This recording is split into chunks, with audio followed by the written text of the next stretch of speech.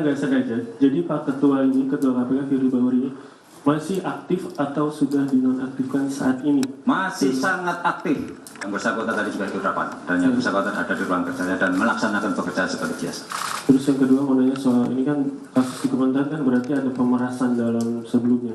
Nah, apakah kasus itu bisa dikatakan cacat hukum karena kan ada tindak pidana di dalam pengusutan tindak pidana. Terus yang kedua mau nanya dulu, Pak Alex pernah bilang kalau seandainya mau menyuap atau memeras harus 5-5-nya pimpinan.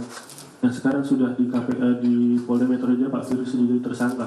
Apakah ini benar hanya kelakuan Pak Firly atau ada pimpinan lain yang berkaitan? Sekali lagi kita harus menurut asas praduga tidak bersalah, ya. Kita tidak tahu bukti apa yang dimiliki Polda, kan begitu. Kita ngerti apa yang dimiliki oleh Polda, keterangan saksi siapa, apakah sudah terverifikasi dengan baik. Tapi fakta hari ini ya penyidik Polda menetapkan tersangka. Ya kita ikuti saja proses hukum itu di Polda, kan begitu. Apakah kemudian itu akan menyebabkan proses penetapan tersangka yang terjadi cacat? Tentu saja tidak, dan tidak ada hubungannya. Tentu tidak ada hubungannya sama sekali. Itu dua hal yang berbeda, ya. Di mana penetapan dari Asia itu tentu semua sudah didasarkan atas alat-alat bukti yang kami kumpulkan, penyidik kumpulkan. Dan kami meyakini bahwa berdasarkan alat bukti yang cukup telah terjadi peristiwa pidana, korupsi tentu saja, dan siapa pelakunya, kan begitu. Terus apa lagi tadi? Sudah kan? Pak.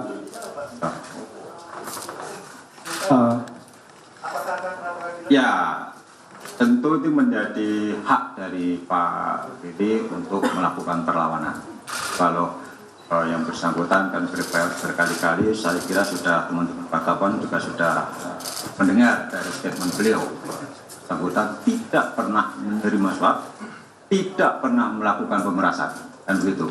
Tentu dia Pak punya dasar pada pernyataan itu.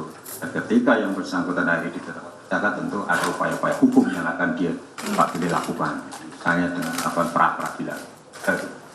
Hal yang normatif saya kira.